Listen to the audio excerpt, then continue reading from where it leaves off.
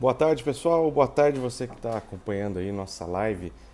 Boa tarde, Rafael Paiva Prof. Que fofo, seja bem-vindo.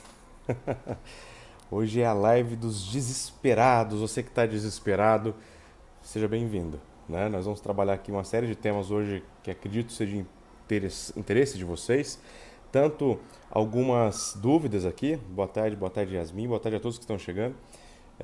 Quanto a também algumas orientações aqui que eu acho que pode ser, acho não, tenho certeza que vai ser de grande valia, principalmente para a preparação de vocês, né? É muito comum esse espírito de nervosismo que nós estamos vendo agora, não é de hoje, todas as edições isso acontece. Enfim, acho que eu vou trazer esse apanhado para vocês, tanto das principais dúvidas que me mandaram aqui nesses 2 últimos dias, que eu disponibilizei para que passassem para nós aqui as dúvidas, quanto também esse aspecto de meio que um puxão de orelha. Então, já já nós vamos abordar esses temas. Eu estou abrindo aqui, enquanto o pessoal vai entrando, algumas perguntas que chegaram. Eu não vou conseguir ficar acompanhando aqui, talvez, todas as perguntas que aconteçam ao vivo, mas eu relacionei todas aquelas que me enviaram, tá? Para que possa aí trabalhar com vocês. Pessoal, então vamos lá. Primeiro ponto, né? Quanto às dúvidas especificamente. Eu relacionei aqui, deixa eu ver, no total, tem quase 45 dúvidas e bem variadas. De todas as que foram apresentadas aqui, a que mais aparece controle de constitucionalidade, vícios de inconstitucionalidade, que vai estar, claro, associados, né? Quer ver o que mais? Então, controle, vícios, e os outros são perguntas, dúvidas bastante pontuais, que também vou depois batendo aqui com vocês um a um, tá? Agora, antes de iniciar, acho que vou deixar um puxão de orelha para o final. Deixa eu começar já trabalhando aqui os temas. Pessoal, então vamos lá. Primeiro ponto aqui sobre os vícios de inconstitucionalidade, né?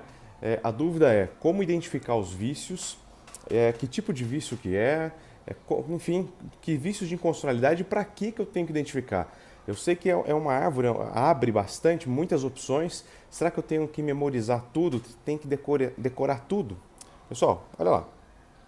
Quando nós estamos nas provas, nas peças, vocês estão fazendo aí já os simulados, vão perceber que eu tenho diversas situações onde no próprio enunciado é gritante, onde existe o conflito com a Constituição, né?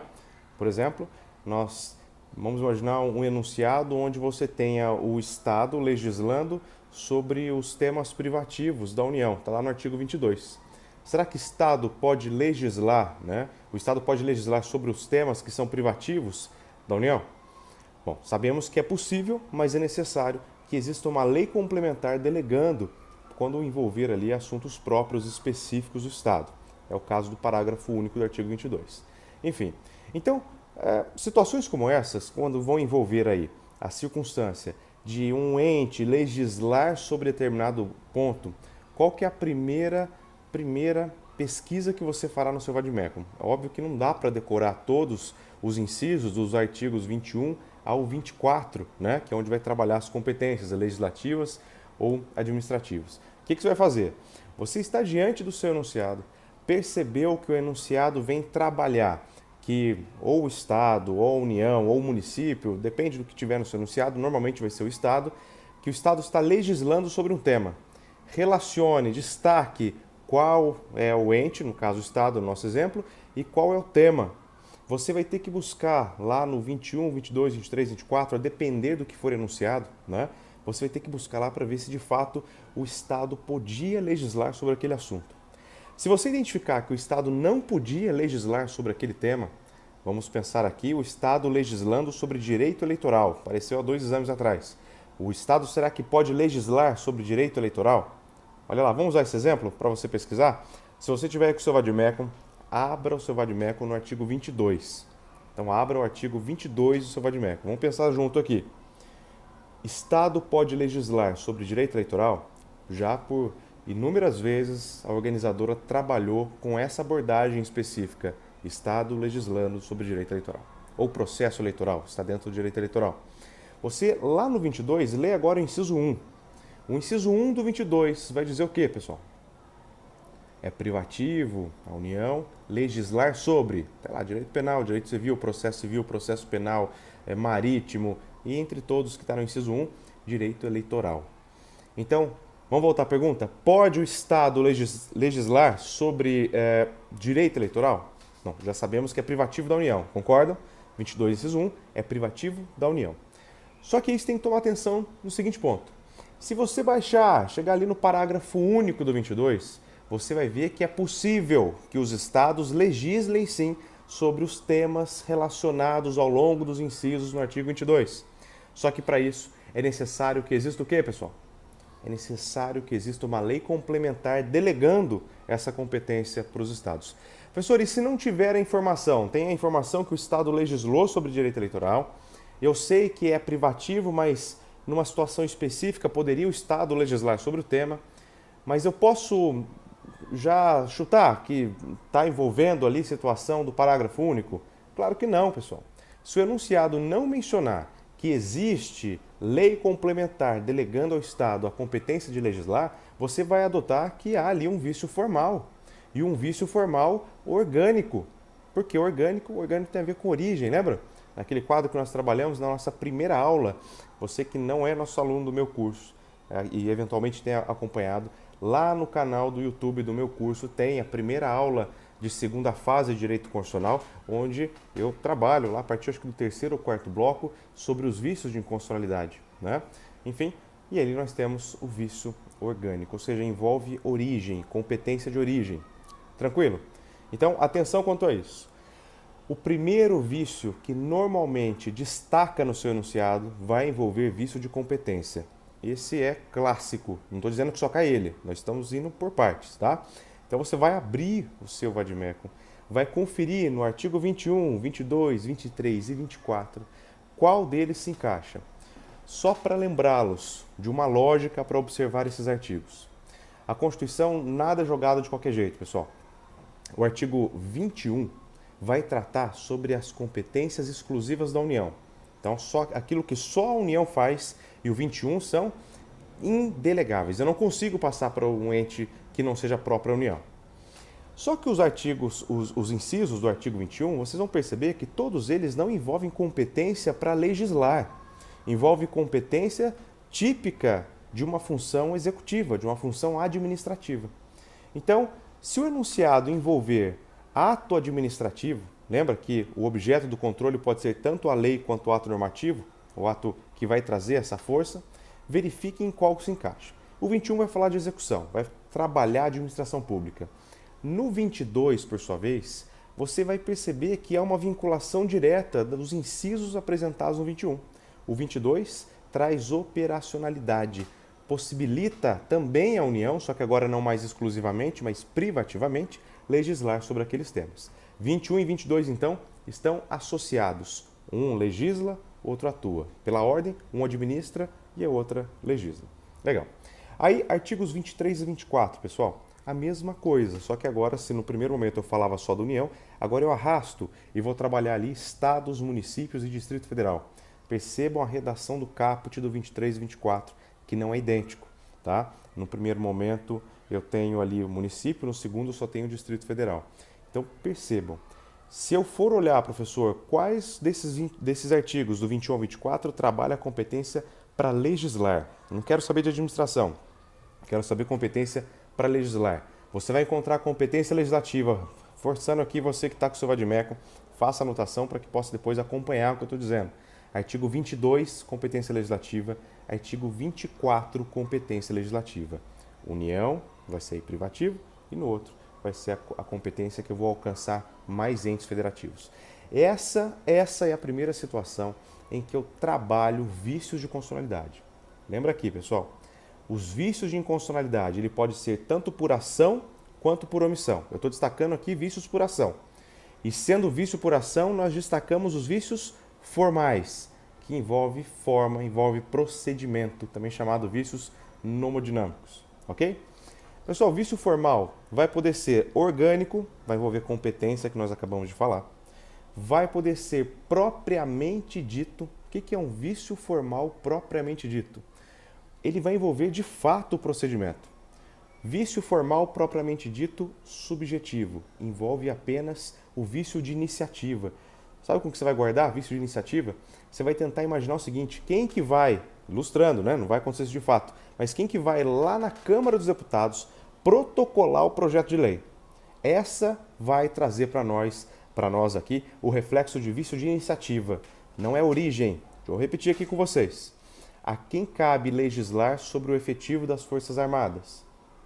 Cabe ao Congresso. Mas com a iniciativa de quem? Presidente da República. Então percebam que são duas coisas distintas. Quando eu tenho a competência, eu falo do vício formal orgânico.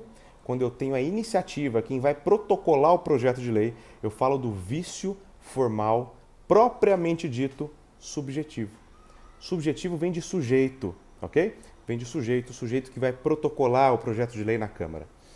Agora, vício formal propriamente dito, não mais subjetivo, porque eu já sei que é vício de iniciativa, mas o objetivo. Quem que vai praticar vício formal propriamente dito objetivo? Pessoal, vai compreender todas as demais fases que não o vício de iniciativa. Tá claro? Todas as demais fases que não o vício de iniciativa, que eu já sei que é aquele que protocola, né? O vício de iniciativa subjetivo é aquele que protocola. Agora atenção numa coisa. É necessário decorar tudo isso? Eu vou falar mais. É necessário decorar tudo? Pessoal, não é. Se você perceber nos espelhos de correção de provas anteriores, o que nós temos? Nas situações onde eu tenho a cobrança como um quesito a ser pontuado sobre vícios de inconstitucionalidade, o examinador tão somente vai cobrar se o vício é formal, se o vício é material, se o vício é por ação ou se o vício é por omissão. Ok? Então, mas é importante conhecer, porque se porventura aparecer na sua questão, no enunciado, você não vai ficar perdido, né? Mas, costumeiramente, você só tem a indicação se o vício é formal, se o vício é material, se é por ação ou se é por omissão. Tá claro? Agora, faltou mais um quanto aos vícios formais. Então, repetindo, eu tenho vício por ação e por omissão. Estamos aqui destacando o vício por ação. O vício por ação poderá ser, então, orgânico. Formal, propriamente dito, eu divido entre subjetivo e objetivo, nós acabamos de falar. Subjetivo envolve vício de iniciativa, aquele que vai de fato protocolar o projeto de lei. E vício formal, propriamente dito, objetivo, todos os demais momentos, todas as demais fases do procedimento. Faltou mais um do vício formal. É o famoso violação a pressuposto objetivo do ato. Quando que eu tenho, professor, um vício de inconstitucionalidade por violação a pressuposto objetivo do ato?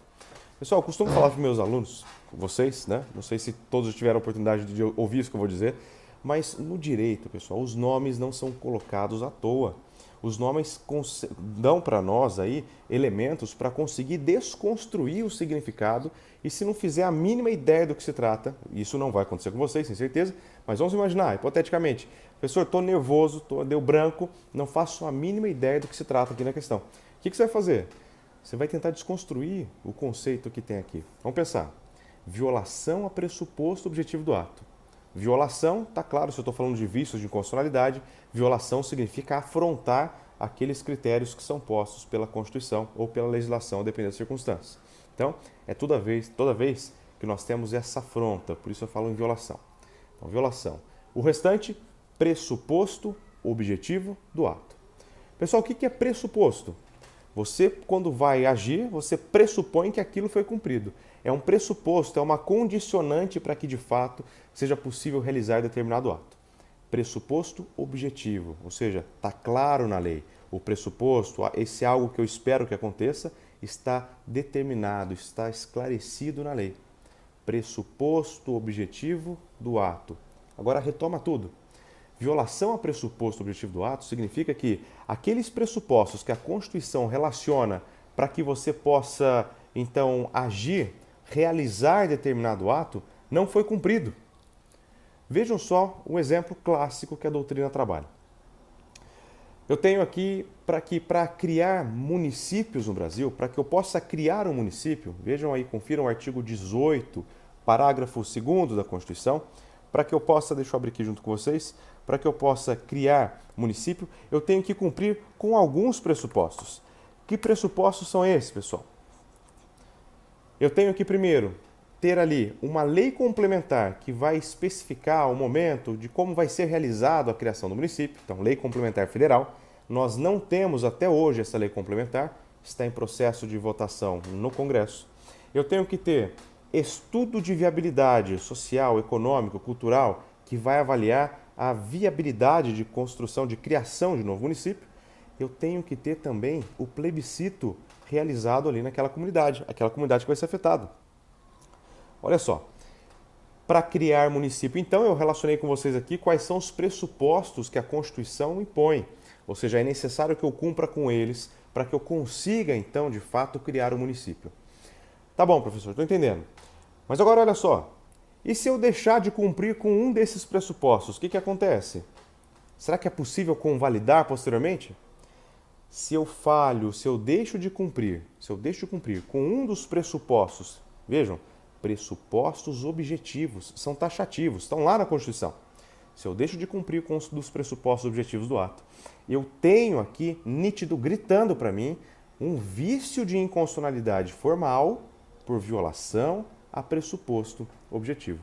Parece até que a gente está numa roda sem fim, mas é para que a gente possa aí guardar, assimilar a classificação desses vícios. Legal? Então vamos retomar aqui. Falamos então de vício por ação e por omissão. Estou destacando por hora só os vícios por ação. Vício por ação, eu tenho formal e material. Estamos trabalhando os vícios formais. Orgânico envolve competência, propriamente dito vai envolver o procedimento, subjetivo iniciativa e o objetivo qualquer outra fase do procedimento. E agora acabamos de finalizar violação ao pressuposto objetivo do ato. Tranquilo? Beleza. Bom, ainda quanto aos vícios por ação, eu tenho os vícios materiais. Esses também possuem uma certa predileção pelo examinador. Ele costuma trabalhar aí vícios formais envolvendo origem, vícios formais orgânicos, e vícios materiais. Pessoal, o que vem a ser um vício material? Preste atenção que não tem mistérios, pessoal. Se procedimento, se forma, eu falo no processo de elaboração de algo, seja quanto à iniciativa, seja quanto à competência, seja quanto ao rito que deve se obedecer, se eu falo, por outro lado, de vício material, é vício de matéria, de assunto, né? Vai ser vício daquilo que vai ser tratado. Eu estou dizendo para vocês que é também aqui uma predileção do examinador, mas qual vai ser os vícios? Já vou te dizer que pode até ser uma premonição, hein? Quais são os vícios materiais que mais são trabalhados pelo examinador? Artigo 60, parágrafo 4º. Você que é meu aluno aí do meu curso já tem isso inclusive destacado no seu vadimeco, né? Artigo 60, parágrafo 4º. O artigo 60, parágrafo 4º, que você, quem está fazendo as marcações, né? Eu havia dito amarelo, atenção, verde vai para a peça, tá? E está em amarelo no seu caderno, certamente, no seu vadimeco, aliás. O artigo 60, parágrafo 4º, ele traz para nós duas questões bastante importantes. Primeiro, que ele traz, consubstancia, vício material. Segundo, que eu tenho no artigo 60, parágrafo 4º, as chamadas limitações materiais ao poder de reforma. Olha só, a gente está conversando, aumentando aqui o escopo de análise. Artigo 60, parágrafo 4º, cláusulas pétreas, correto? O artigo 60, parágrafo 4º, aliás, o artigo 60 vai trabalhar sobre o poder constituinte derivado reformador, poder de reforma, poder de alterar fisicamente a Constituição através de emenda. E eu tinha falado para vocês que ali nós temos algumas limitações. Temos circunstanciais, temos procedimentais e temos limitações materiais. Ou seja, exatamente o que eu estou falando aqui com vocês sobre as formas, sobre os vícios de inconstitucionalidade por vício de matéria. Olha só, limitação material, vício material. Mesma coisa, mesmo conceito servindo para dois pontos distintos aqui, duas abordagens que pode aparecer na sua prova. Então vamos voltar? Se eu tenho, por exemplo, eu gosto bastante de insistir nesse exemplo, se eu tenho uma lei que vai dispor o seguinte: a partir das eleições de 2020, o voto será facultativo. Preste atenção no que eu estou dizendo. A partir de 2020, o voto será facultativo. É possível, pessoal? Vamos pensar? Abra aí o artigo 60, parágrafo 4º, por gentileza. Abra o artigo 60, parágrafo 4º. Eu quero que você identifique, ao longo dos incisos que estão aí relacionados no parágrafo 4º, qual vai falar sobre o voto. Veja se você acha. Vai dizer que não será possível, né, não se terá procedibilidade, não terá continuidade qualquer proposta de emenda tendentes a abolir. Tendentes a abolir. O quê? Tem ali os incisos, eu quero 4 incisos, eu quero destacar só um. Eu quero destacar aquele que fala do voto. Não será possível, então, ter uma PEC aprovada, né, que verse sobre o quê? Sobre o voto direto, secreto, universal e periódico. Perceba, pessoal, o 60 parágrafo 4º vai trazer nesse inciso apenas a abordagem dessas características quanto ao voto. Voto direto, voto secreto, voto universal e voto periódico. Qual que foi a única característica que foi a abordagem inicial do nosso exemplo que eu não mencionei? Voto obrigatório. Você está enxergando aí no 60 parágrafo 4º, nos incisos, algum momento em que eu falo que o voto obrigatório ele também é protegido por cláusula pétrea? Não tem. Agora, percebam comigo. Eu disse que o 60 parágrafo 4º trabalha ali as cláusulas pétreas, vícios de matéria, as principais, não são só elas, óbvio. Não está ali o voto obrigatório poder ter essa proteção a mais. Jéssica, então sim, é possível ser facultativo? É possível. Jéssica, presta atenção aqui comigo. Não tem a proteção de cláusula pétrea, correto? Agora, a cláusula pétrea, você concorda que está trabalhando ali quanto à PEC, quanto à proposta de emenda constitucional? Concorda, né? Está relacionado ao 60.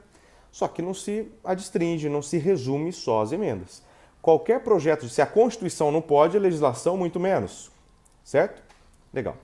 Então, um projeto de lei que venha tornar o voto, vamos imaginar, com risco da proteção do seu sigilo, o sigilo sim é protegido por cláusula pétrea. Vamos guardar as características.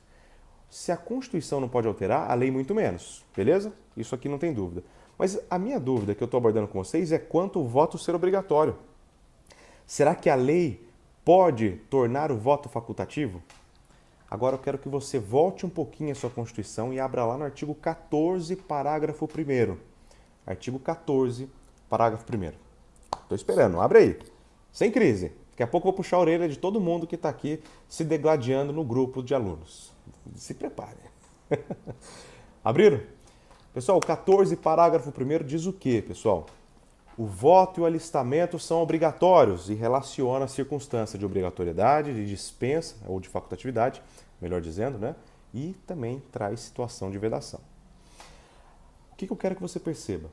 O voto e o alistamento são obrigatórios. Agora vamos casar com aquilo que nós falamos lá do 60, parágrafo 4º? Olha o que eu vou te perguntar, o que eu perguntei, aliás. Lei pode estabelecer que o voto vai ser facultativo? Pessoal, vamos pensar. Lei pode estabelecer que o voto será facultativo? A Constituição fala que o voto é obrigatório? Fala. Onde que fala? No artigo 14, parágrafo 1º. Beleza? Se eu tenho uma lei que afronta a Constituição quanto ao tema, qual que é o tema? O tema de ser obrigatório ou facultativo, né, o voto. Se eu tenho uma lei que afronta, ficou até redundante, afronta de cara a Constituição, afronta aí chapada, uma inconstitucionalidade chapada, assim chamada pela STF, concordam comigo que ali eu tenho uma afronta constitucional, eu tenho uma violação material? É um vício material. Se eu tenho uma lei, repetindo, que vai dizer que o voto se tornará facultativo a contar das eleições de 2020, eu tenho aqui um exemplo de vício material. Vício material. Tá claro? Professor, por que vício material? Não estou conseguindo enxergar. Leia de novo o artigo 14, parágrafo 1º.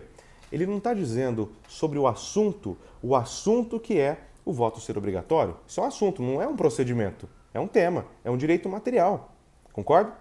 Se uma lei, então, que está abaixo da Constituição, naquela nossa análise de validação normativa, se a lei está abaixo, está conflitando com a Constituição, quem que prevalece? A lei ou a Constituição? Acho que é tranquilo, né? Até o pessoal da área trabalhista saberia responder essa resposta, que nem é jurídico. Mas enfim, voltando, se eu tenho essa afronta, pessoal, vício material. Professor, tá, entendi, mas por que você está falando do bendito artigo 60, parágrafo 4º? É para você pensar, porque o 60, parágrafo 4º vai limitar a alterabilidade em termos de desproteger os temas ali relacionados. Não significa que os temas que estão lá no 60, parágrafo 4º não podem ser tocados de algum modo.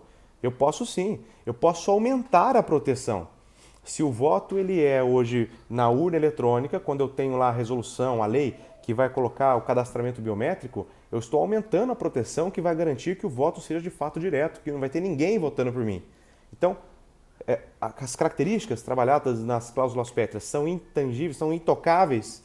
Não. Elas só não podem retroagir na proteção. Vamos voltar lá agora de novo. Projeto de lei, nós já sabemos, lei não pode versar sobre a facultatividade do voto. Por quê? Porque frontalmente choca com o artigo 14, eu não estou falando de 60. Frontalmente choca com 14, parágrafo 1º. Mas agora olha outra pergunta para pensar. Será que é possível uma proposta de emenda constitucional alterar a redação do parágrafo 1º, artigo 14 da Constituição, passando a dispor que o voto e o alistamento serão sempre facultativos? Pensem, será que é possível uma proposta de emenda falar o seguinte: olha, estou alterando aqui o parágrafo 1º do artigo 14 e a partir de agora, todas as vezes em que tiver eleição, vai ser facultativo. É possível? A resposta é sim. Opa, voltou. E por que é sim a resposta, pessoal? A resposta é sim, porque quando eu vejo o 60 parágrafo 4º, que também traz limitações materiais, ele não traz como cláusula pétrea a característica da obrigatoriedade. Somente que o voto direto, secreto, universal e periódico. Beleza? Tá claro isso? Isso aí, Jéssica, exatamente isso. Meus alunos aqui, principalmente da faculdade, estou vendo alguns alunos da Uninove aqui, meus alunos da Uninove, eu sempre fundamento, né? Embora isso não seja a abordagem que vai ter na sua prova de OAB, mas que de fato, na prática, o voto já é facultativo no Brasil. O que nós temos é uma obrigatoriedade de comparecimento às urnas, né? Você justifica a ausência, você não justifica o não voto, né? Enfim, mas aqui era só para destacar para vocês duas situações, dois vícios de inconstitucionalidade. Por um lado, um vício formal, nós falamos já quais são os vícios formais. Repito, costumeiramente os espelhos de correção não pontuam você entrar tão a fundo na classificação formal, propriamente dito, subjetivo, objetivo, enfim. É fácil de guardar. Se você conseguir compreender o sentido, as nomenclaturas, quando eu falo subjetivo tem a ver com o sujeito, então é o sujeito que vai protocolar. Quando eu falo objetivo, todo o procedimento. Enfim, dá para conseguir alcançar compreensão aí, tá? Então, repito, o que normalmente pontua vai ser indicar se o vício é formal, indicar se o vício é material, ok? Professor, se eu não lembrar, só fala que tem. Se você não lembrar, eu espero que você lembre, né? Esses elementos todos que a gente está trazendo, a live inclusive, ela serve para você ajudar, para te ajudar a lembrar, né? Nós disponibilizamos lá na rota aquele slide onde eu colocava os vícios, relacionando ali. Então, é importante que você conheça, pelo menos se material ou formal, tranquilo? Para que possa indicar. Professor, tem uma dica muito pontual para que eu consiga enxergar a diferença do material para o formal? Tem. Tente sempre associar com o que você tem aí na sua prática, no seu estágio, nos seus estudos. Se eu falar de procedimento, quer ver um exemplo de procedimento, de forma, para que a PEC seja aprovada, o que eu preciso? Eu preciso de aprovação por 3/5, em 2 turnos, em cada casa. Quando eu coloco essa condicionante, concorda que eu estou falando de forma, de procedimento? Eu estou buscando aqui análise só, pensando em época de Páscoa, né? Só da embalagem do ovo da Páscoa. É só da embalagem, é só do formato, é só do procedimento. O conteúdo que esse procedimento vai tratar é a matéria. E aí sim, o conteúdo envolve para mim, então, essa ideia de matéria, vício material. Tranquilo? Bom, gastamos bastante, vou até tomar água. Gastamos bastante aqui falando sobre controle de constitucionalidade. Deixa eu abrir aqui para ver as demais dúvidas que eu tinha relacionado. Deixa eu abrir aqui de novo. Controle de constitucionalidade, eu acho que dentre as principais dúvidas, repito, todas que apresentaram aqui, todas que apareceram, eu acabei falando. Tem mais uma aqui, obrigado Aline, obrigado. Tem mais uma aqui que envolve também controle de constitucionalidade, vai misturar um pouco com remédios constitucionais, que o Daniel, vulgo Potinho, né, da nossa equipe de constitucional, que espero que ele não perceba nem esteja assistindo, mas Daniel Potinho vai trabalhar, ou trabalhou, agora não me recordo exatamente se o mandado de injunção já foi tratado com vocês. Mas olha lá, a pergunta que chegou para mim foi o seguinte: professor, qual que é a diferença? Eu não consigo identificar quando eu vou utilizar uma ação direta de inconstitucionalidade por omissão e quando eu vou com um mandado de injunção. Pessoal, vou colocar aqui uma diferenciação bastante básica.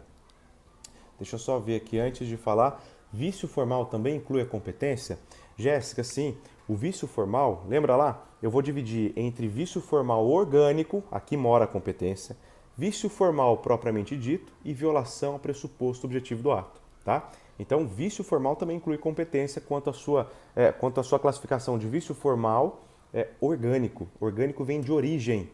Se orgânico vem da horta, né? Sem poluente. Não, orgânico vem de origem, tá bom? Mandar um abraço pro Ladislau, meu amigo, melhor diagramador desse Brasil. Trabalha com a gente lá na Editora Foco. Um abração, Ladislau. Bom, voltando aqui então. Diferença entre a ação direta de inconstitucionalidade por omissão e o mandado de injunção. Preste atenção que é bastante simples, algumas características. Daria para a gente relacionar vários pontos, mas pensando numa funcionalidade para a prova, nós temos o seguinte. Qual que é a função da ADI por omissão e do mandado de injunção? Se eu tenho ou ADI por omissão ou mandado de injunção, pressuponho a existência de uma omissão. Pressuponho a existência de uma omissão. Vamos voltar um pouquinho da nossa live de hoje? Eu tenho vício de inconstitucionalidade por ação e por omissão. Sendo por ação, aquelas divisões que nós já vimos. Sendo por omissão, o que significa um vício de inconstitucionalidade por omissão? Agora eu consegui abrir aqui. O que significa? Vamos lá. Nós temos na Constituição inúmeros dispositivos que vão ser sempre indicados da seguinte maneira: conforme lei complementar, conforme lei irá dispor, de acordo com a lei. Ou seja, quando o dispositivo constitucional me indicar, quando a norma constitucional me indicar que lei irá regulamentar, que lei irá dispor, se você está querendo ver um exemplo, para a gente não ficar aqui toda hora enchendo de exemplo, entra na sua Constituição, dê um Ctrl F aí na internet. Professor, no Vadimeco não dá, o sujeito já está tão doido que dá Ctrl F e o Vadimeco não está aparecendo, né? Entra na Constituição aí no Google, coloque Ctrl F e escreva lei irá dispor. Você já vai achar um primeiro exemplo aí que eu tenho de norma constitucional que depende de regulamentação. Então olha lá, pessoal. Eu tenho 3 classificações de normas constitucionais quanto à sua aplicabilidade. Vamos tentar lembrar aqui? Normas constitucionais de eficácia plena. Eficácia plena, olha o que o nome está sugerindo. Norma constitucional de eficácia plena traz. Grande Paulo Sumariva, um abração, fica com Deus. Querido delegado, aí, nosso grande professor aqui do meu curso. Norma constitucional de eficácia plena traduz a necessidade de complementação ou que de pleno ela vai ser aplicada. Norma constitucional de eficácia plena não precisa de regulamentação. De imediato ela vai ser exercida, ela vai ser aplicada. Tá claro? Norma constitucional de eficácia plena. Agora, uma segunda classificação, aliás, vou até aproveitar para fazer aqui um debate polêmico, né? Não gosto muito de trabalhar questões politizadas, vocês sabem que eu sempre me abstenho disso. Liliane, aluna minha da Max Planck, lá de Indaiatuba, saudade dessa turma, muito querida, um abração para vocês. Mas enfim, nós temos aqui um caso que está em ebulição, questão do exame de ordem, se deve ou não ser extinto e quais os fundamentos, né? Primeiro fundamento, exame de ordem deve ser extinto porque é inconstitucional? De jeito nenhum. Por mais que você seja revoltado, eu também sou, não estou xingando de revoltado, mas eu também sou, porque nós vemos que a cada edição os critérios são cada vez piores, né?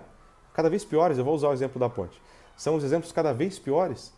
Nós temos questões, muitas vezes, que não cobram, de fato, o que você precisa saber para a prática da advocacia. É até certo conflito interno ter que ensinar a vocês como passar na prova, fazendo uma prova que, na maioria das vezes, se distingue com a atuação profissional que vocês terão. Enfim, então tenho também aqui, pontuo e registro, como sempre faço, me solidarizando, que o exame de ordem é extremamente injusto em inúmeros pontos. Mas não é questão para torná-lo inconstitucional, é questão para aprimorá-lo. Mas vamos lá. Tem sido falado que o exame é inconstitucional pelo seguinte fundamento. A lei, a Constituição, garante o livre exercício de qualquer ofício ou profissão. Então, se tem o exame de ordem, isso seria um óbice. Pessoal, não. Se você entrar agora no artigo 5º e procurar onde vai falar sobre isso, onde vai falar, coloque lá ofício ou profissão, você já vai achar o artigo 5º inciso exatamente que trata sobre isso. Você vai ver que na sequência ele fala que, não sei exatamente a expressão, mas ele vai dizer que estará condicionado eventualmente a uma lei. Caso ela exista, eu tenho que cumprir. O que eu estou dizendo aqui? Eu vou aproveitar e retomar, usar o exemplo da ponte que eu costumo usar. Pessoal, norma de eficácia plena é a ponte fechada, ó. Eu consigo atravessar de um lado para o outro sem problema, plenamente aplicável. Isso que eu estou falando do exame de ordem é a norma constitucional de eficácia contida. Por que ela é contida? Porque de imediato ela é plena. Mas o que pode acontecer, pessoal? Ela pode levantar. E esse levantar dela, aquelas pontes inglesas, americanas, né? Essa ponte que eu levanto para passar o navio, essa ponte, quando ela levanta, significa que o poder público está condicionando alguma regra, algum requisito. E o poder público entenda de um modo geral, de modo amplo. Então, vamos voltar?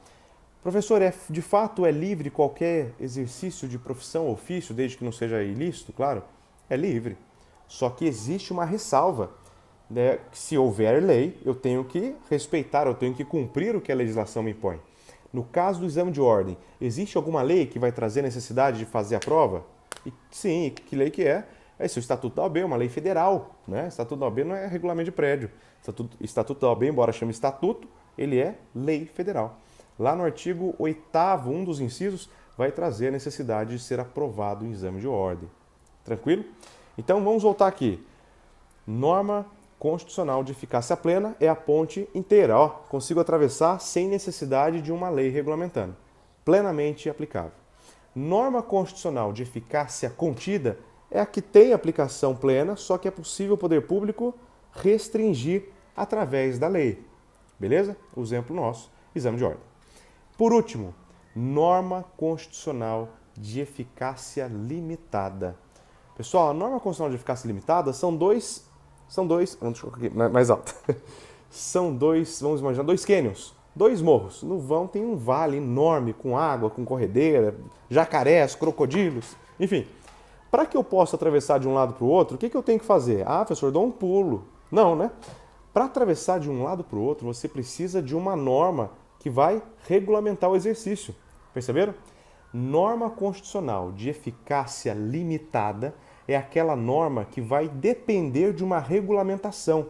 Se você não tiver a regulamentação, eu não consigo exercer aquele direito. Então, vejam só. Tá claro, então, qual vai ser o objeto principal? Qual que vai ser o objeto quando eu estiver diante de uma ação direta de inconstitucionalidade por omissão e de um mandado de injunção? O objeto vai ser a inércia. Eu elegi aquele sujeito e o sujeito não produz leis, né? A inércia da autoridade que deveria produzir legislação para que te possibilite exercer o direito e manteve-se inerte. Estava muito ocupado, né? Não produziu legislação. Tranquilo? Legal? Então vamos lá. Vamos imaginar, olha só que contrassenso, pessoal. Eu estou trabalhando com vocês aqui com bastante interatividade. Abram por gentileza aí no seu computador ou no seu Vadimeco, depende do que você tiver. Acho que o computador talvez seja mais rápido. Coloque aí Lei 13.300 de 2016. Lei 13.300 de 2016. Abra aí. Vou tomar água enquanto isso. Vai abrindo aí. Lei 13.300. Enquanto vocês vão abrindo aí, professor, Ana Carolina Pousa, outra aluna aqui da Max, tudo bom? Sejam todos bem-vindos aqui. Deixa eu ver quem mais. Alexandre. Ô, Alexandre, muito obrigado pelo carinho. Alexandre, trabalhamos juntos aí, né, em outros preparatórios. Enfim, sejam todos bem-vindos. Bom, acho que você já deu tempo de achar aí o artigo, aliás, a Lei 3.300 de 2016. Leiam ali a epígrafe da lei. O que está falando? Trata sobre o quê, pessoal? Vai regulamentar o mandado de injunção, certo? Vejam o contrassenso. Talvez você vai ajudar a memorizar, ajudar a associar quando envolver o assunto.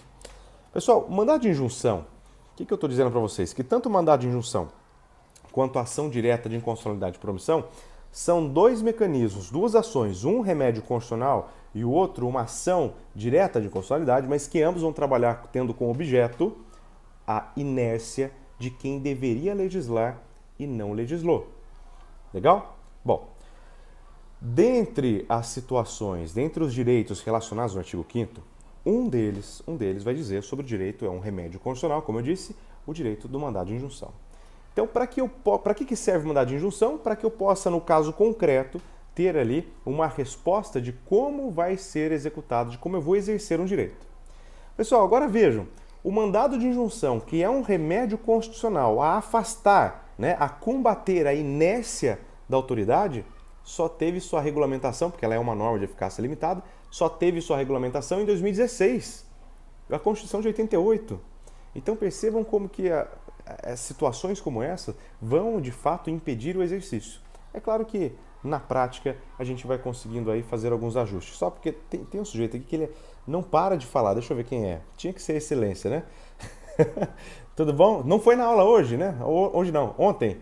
Eu tenho um aluno que já é juiz. No segundo semestre, mas já é juiz. Tenho certeza que será um dos melhores.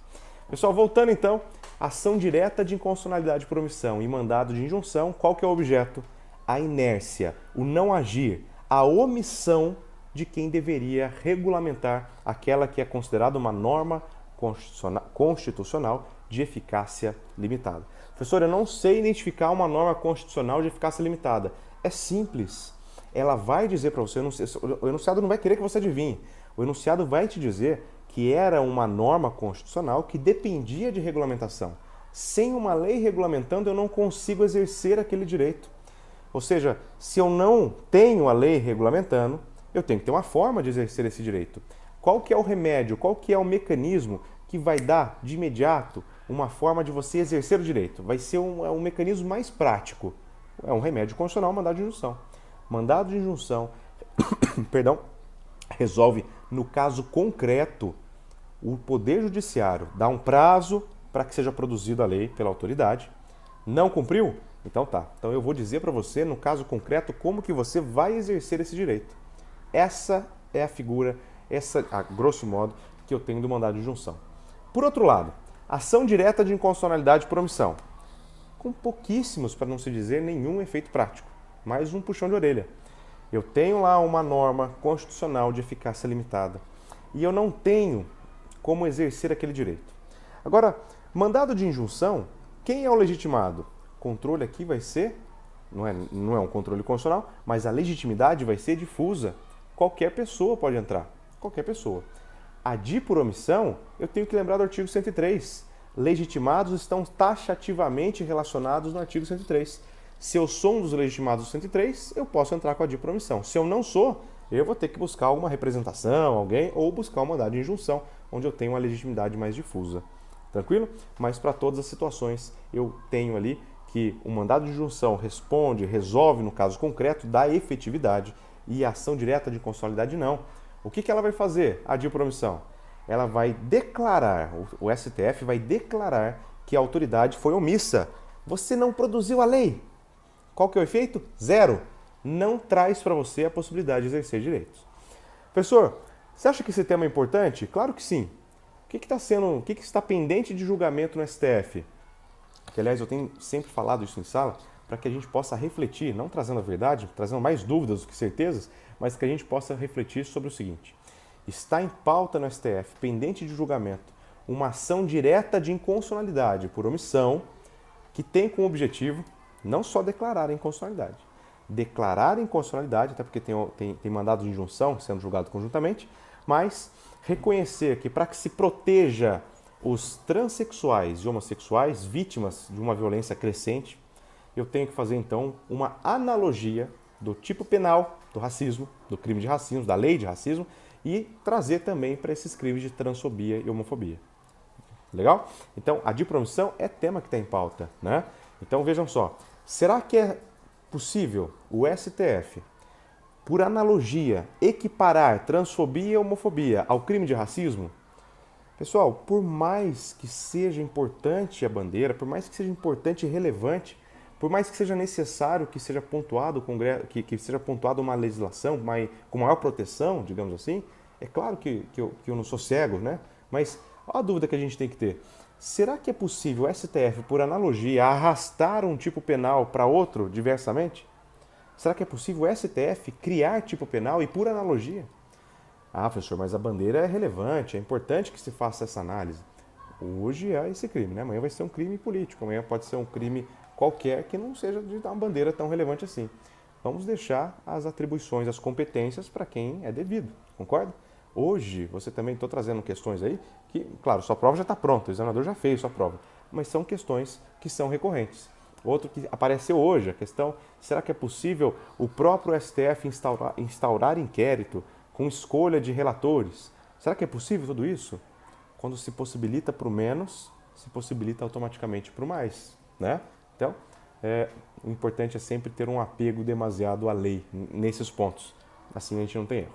Legal? Então, ADI por omissão e mandado de injunção, tratamos aqui das situações. Outra pergunta que também envolve controle, de certa forma aqui. Professor, quais são as dicas para que eu consiga identificar a DPF e o seu cabimento? Quando saber optar pela DPF, pela ADI, pela ADC, enfim. Deixa eu só ver aqui a nossa excelência perguntando. Cabe mandado de injunção nas greves de servidores públicos? Eu não tenho certeza se a legislação para todas as situações de servidor público existe. Se existir, não cabe porque a lei já regulamenta, então não há omissão. Se não existir, você tem sim como entrar com uma ação direta de constitucionalidade por omissão ou, sendo mais prático, um mandado de injunção, né? Nós tínhamos a greve dos servidores públicos federais, não me recordo agora se houve a produção na sequência e se alcança todos os servidores. Na inexistência, se é um direito, não é um direito fundamental que tem aí aplicação imediata, eu tenho sim que é possível sim entrar com a ação. Então vejam só, quanto à DPF e o cabimento, pessoal. Primeiro, quando eu estou diante de um enunciado que nitidamente está envolvendo controle de constitucionalidade ou afronta de um ato ou de uma lei ao que traz a Constituição, a primeira ação que vocês vão ter que pensar é se eu estou buscando declarar a inconstitucionalidade por ação ou por omissão ou se eu estou buscando a declaração de constitucionalidade. Olha só, pessoal, repetindo, presta atenção. Se eu tenho um enunciado que traz, e isso é gritante, você não vai ter que fazer grandes esforços, de perceber que ali está cobrando de mim controle de constitucionalidade, ele vai trazer alguns elementos. Primeira pergunta que você vai fazer, o que ele está querendo? Né? Porque normalmente te coloca na condição do advogado daquele interessado. O que ele está querendo? Ele quer que busque a declaração de inconstitucionalidade ou a declaração de constitucionalidade. Então você vai ter que observar isso. Olhou ali, você identificou o que é a inconstitucionalidade? Beleza.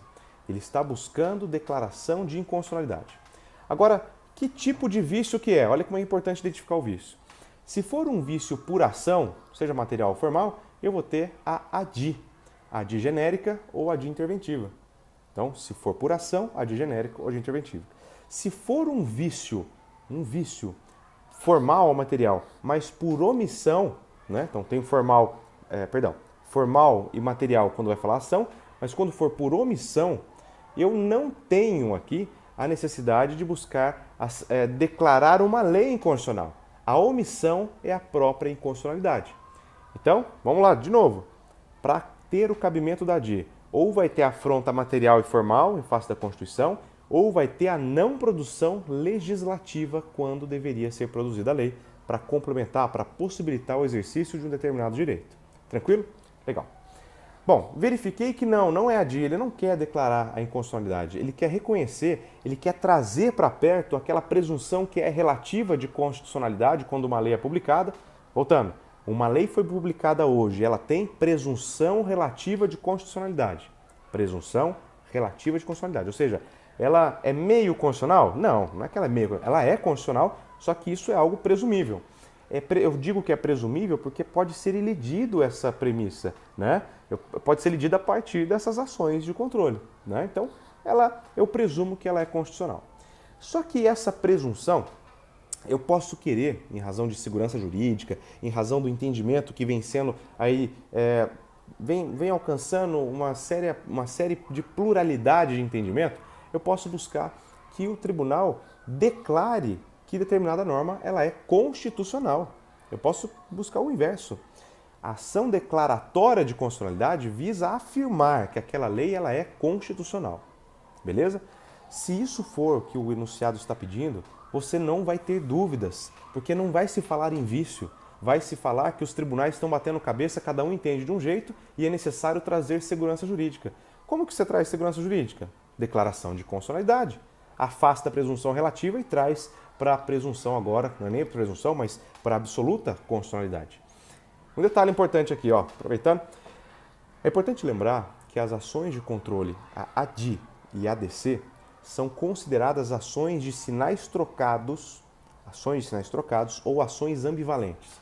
O que significa? Sem desespero, extremamente simples. Vamos pensar junto? Eu entro com uma ação direta de inconstitucionalidade da lei X, tá? Se o STF considera que essa minha demanda ela foi procedente, ou seja, qual que é o meu objetivo? Extirpar a lei do ordenamento, né? Declará-la inconstitucional. Se a minha demanda ela é então considerada procedente, significa o quê, pessoal? Que a lei é inconstitucional. Beleza? O êxito de uma ação direta de constitucionalidade é a declaração de inconstitucionalidade. Agora vamos pensar ao contrário? Eu entro com uma ação direta de inconstitucionalidade. Chega no final, fase de julgamento, e o STF reconhece que, de fato, aliás, pelo contrário, né? O STF afirma que, muito embora sejam aí relevantes as afirmações trazidas pelo legitimado, mas entende que a norma ela não é inconstitucional. Então, ele vai julgar pela improcedência da ADI. Pessoal, se eu julgo pela improcedência da ADI, eu estou de um lado dizendo que não, ela não é inconstitucional, e por outro dizendo que ela é o quê? Sim, ela é constitucional. Por isso de sinais trocados. Vou repetir. ADI, ação direta de inconstitucionalidade, procedente, a norma é inconstitucional. Se eu tiver uma ADC do mesmo tema, eu vou ter que ela vai ser, de fato, agora improcedente, já que são sinais trocados. Quando eu tenho procedência de uma ADI, eu tenho automaticamente a natureza, o conceito de procedência de uma ADC e vice-versa. Por isso, sinais trocados. Legal? Deixa eu ver aqui o que mais. Professor, como indicar a qualificação, né? No modelo que eu passei para vocês, ele tem ali uma estrutura de qualificação pensando nos dados principais que aparecem em prova. Eu tenho falado para vocês, pessoal, nas aulas, que não existe um apego na nossa prova de constitucional, não existe um apego demasiado na parte processual. Então, por mais que nós tenhamos lá o artigo 319 do CPC, trazendo e-mail, endereço, estado civil, tudo bem delimitado, são quesitos que certamente terão maior peso na prova de empresarial, na prova de situação de trabalhar direito constitucional, não tem esse apego, repito, demasiado. Professor, mas eu fico insegura, eu não durmo, eu faço simulado, eu fico... Não que você, de fato, coloque ali de acordo com o 319, mas não é necessário, pessoal. Adote ali o critério que nós colocamos no modelo de peça. Quando você estiver diante das ações de controle, você vai fazer o quê? Você vai transcrever, vai colocar quais são os elementos de qualificação de peça que o enunciado traz. Se ele falar qual é o legitimado, você vai indicar qual é o legitimado, né? Aliás, vai dizer qual é o legitimado, mas especificar nomes, você vai dizer. Se trouxer alguma qualificação, você vai indicar. Ah, ele está colocando o e-mail de um partido político que é um dos legitimados a propor ADI pelo artigo 103. Você vai indicar se tratar do partido político tal, se o nome for mencionado. Não vamos criar nomes, né? Não vamos inventar nome de partido. Ah, professor, eu gosto muito do Ronaldo Fenômeno, né? Trouxe para vocês outro dia essa história. Eu gosto muito, eu posso fazer uma homenagem e assinar a petição como Ronaldo? Pode. Te vejo na primeira fase, né? Faça isso. Sim. Claro que não, pessoal. Não tem nome, não tem informação, não põe. Professor, o que eu faço então se eu preciso indicar uma informação como qualificação? Abre aspas, qualificação, 3 pontinhos, fecha aspas. O que você tem que fazer, pessoal? Vai ser um juiz que vai julgar? Não, é um sujeito pior. Pessoal, a intenção é demonstrar para o examinador que você conhece que é necessário essa indicação. Beleza? Se o dado não é colocado, você vai indicar que você conhece que ali é o momento de trazer a qualificação. Maravilha? Deixa eu ver mais outra. Professor, como que eu fundamento... Cadê? Deixa eu achar, perdi. Como que eu fundamento a pertinência do objeto? Eu fundamento a pertinência do objeto no tópico do cabimento. Deixa eu só fazer uma coisa aqui, pessoal. Pronto, voltando. Olha lá, como que eu fundamento a pertinência do objeto no tópico do objeto, no tópico do cabimento? Eu não sei se eu entendi direito a pergunta, mas vou indo no sentido... Será que seria possível, né? Como que eu faria para fazer... Deixa eu só ver aqui a pergunta antes, vai que envolve a mesma pergunta. Se o problema é colocar, por exemplo, que o partido político tem representantes no Congresso Nacional, é necessário colocar essa informação na qualificação? Boa, Larissa, antes de falar então isso que eu estava lendo aqui sobre a pertinência do tópico, olha lá, pessoal. Há 2 anos atrás, naquele problema que eu disse para vocês sobre vício de competência envolvendo a questão de legislar sobre direito eleitoral, o Estado legislando sobre direito eleitoral, foi cobrado exatamente isso, né? Bom, O Congresso, o partido político, quando legitimado para ingressar como ADI, ele tem que ter uma condição. A condição é ter representação no Congresso. Leia Congresso, Câmara e Senado. Se ele tiver um senador apenas, dá para entrar? Dá. Um deputado? Dá. 10? Óbvio que dá. Se pode menos, vai poder mais. Tranquilo? Então, eu preciso indicar que aquele partido possui representantes? Sim, mas não na qualificação. Se você quiser, pode pôr, mas onde que vai ser cobrado? Nos tópicos da sua peça, onde você for indicar da legitimação ativa, você vai dizer que o partido tem representantes no Congresso. Tá bom? É ali que você indica. É ali que você fundamenta, por exemplo, quando você tem um outro legitimado, aqueles previstos no inciso 4, 5 e 9, incisos 4, 5 e 9, são os legitimados temáticos ou especiais. Eu vou levantar essa questão, eu vou destacar essa pertinência temática no tópico específico do legitimado ativo. Eu não vou colocar na qualificação. É o mesmo entendimento. Beleza? Deixa eu ver aqui outra pergunta. Professor, sobre os pedidos na ADI, devemos colocar somente a concessão de cautelar e a inconstitucionalidade do ato? Nada mais? Exatamente isso. Qual que é o objetivo? Vamos pensar juntos? Eu entendo as perguntas, não fiquem, às vezes, acanhados de mandar uma pergunta achando que não tem pertinência, porque tem. Olha que pergunta aqui que pode derrubar muita gente. Será que eu tenho que colocar quais outros pedidos? Vamos pensar? Qual que é o objetivo da ADI? Qual?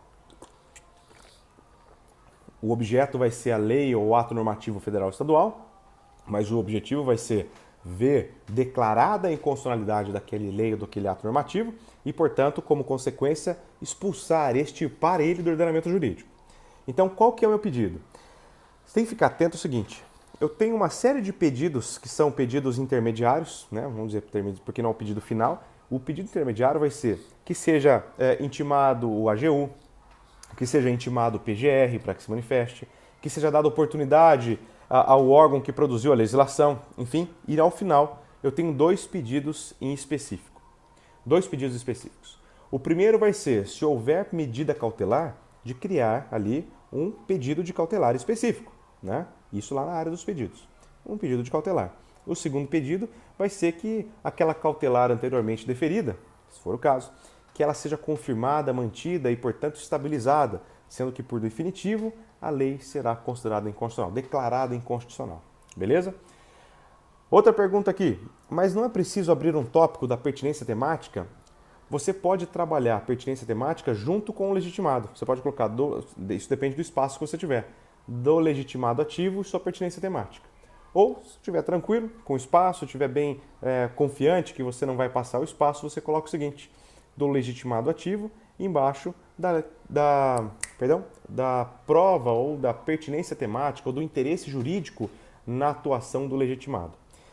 Eu faria junto por economia de espaço, tá? Vamos pensar junto aqui? Normalmente você vai ter dificuldade com espaço, tá? Então o que você faz? Você cria ali do legitimado e na sequência você pode fazer aí indicando a pertinência temática tudo junto, beleza? Pessoal, vai cair o nosso vídeo, eu acho, nem sabia que tinha um limite, nem sei quanto tempo que a gente está falando aqui, vai cair. Então, para que não caia no meio, eu vou desligar e volto logo na sequência, um minutinho, eu vou desligar e já volto com a segunda parte, só para finalizar aqui esse segundo momento mais curto, tá joia? Rapidinho, pessoal, até mais!